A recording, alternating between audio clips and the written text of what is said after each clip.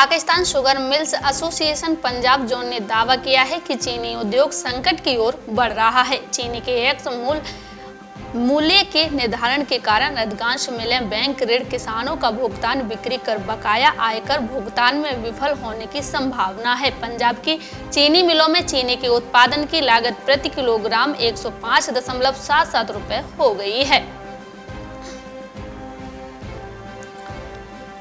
कमर तोड़ महंगाई ने न सिर्फ लोगों की परेशानी को बढ़ा दी है बल्कि रसोई घरों का बजट भी बिगाड़ रहा है। एक तो कोरोना का संकट काल, दूसरे में खाद्य पदार्थों की कीमतों में हुई बढ़ोतरी ने लोगों को परेशान कर रखा है। वहीं कुछ सामानों की कीमतों में दिसंबर और जनवरी की अपेक्षा में काफी तेजी देखी जा रही है। यह तेजी होलसेल में कम और खुदरा में अधिक देखी जा रही है। मंडियों में आवक कम होने और दूसरी तरफ घरेलू तेलों की मांग बढ़ने से दिल्ली तेल तिलहन बाजार में सरसों, सोयाबीन, मूंगफली और बिनौला मिल डिलीवरी तेल सहित सभी तेल तिलहन कीमतों में सुधार दर्ज हुआ। तेल उद्योग के जानकारों के अनुसार बाजार में सरसों तेल की मांग है, जिससे सरसों तेल तिलहन के भाव में मजबूती का रुख बरकरार है। आयातित तेलों में सस्ता होने के कारण सरसों में किसी अन्य तेल की मिलावट भी नहीं हो रही है। उपभोक्ताओं को इस स्थिति में मिलावट रहित शुद्ध सरसों तेल खाने को मिल रहा है। विदेशी बाजारों में तेजी के कारण स्थानीय तेल तिलहन कीमतों को समर्थन मिल रहा है।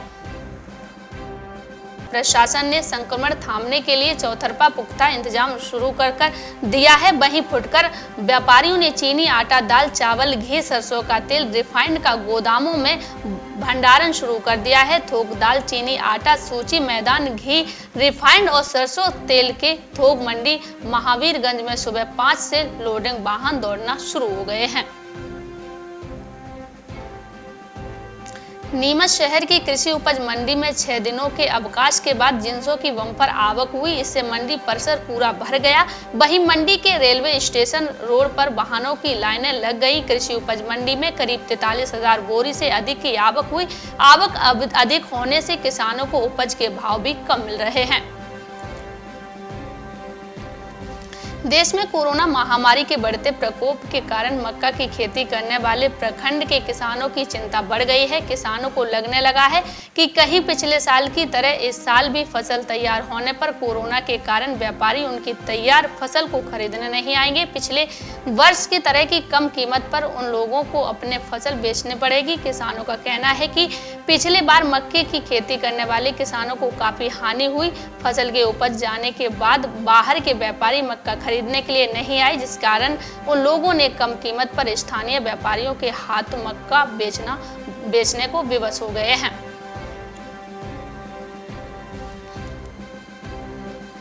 भारतीय कपास संघ ने बृहस्पतिवार को अनुमान जताया है कि अक्टूबर में शुरू होने वाले 2020-21 कपास सत्र का निर्यात 20% बढ़कर 60 लाख गांठ हो जाने का अनुमान है।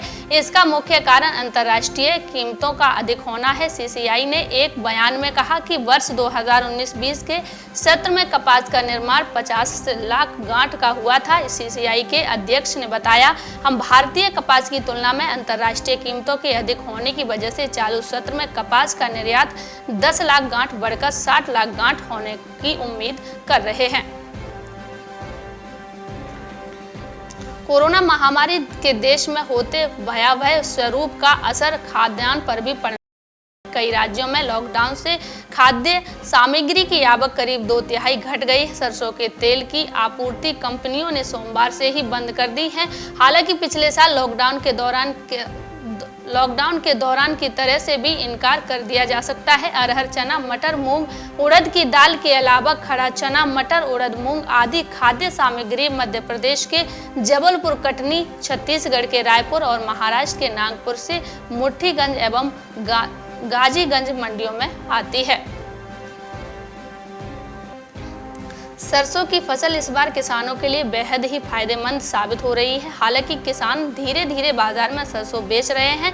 मंडियों में आवक कम होने और दूसरी तरफ घरेलू तेलों की मांग बढ़ने से दिल्ली तेल तिलहन बाजार में गुरुवार को सरसों, सोयाबीन, मूंगफली और बिनौला मिल डिलीवरी तेल सहित सभी तेल तिलहन कीमतों में सुधार दर्ज हुआ है।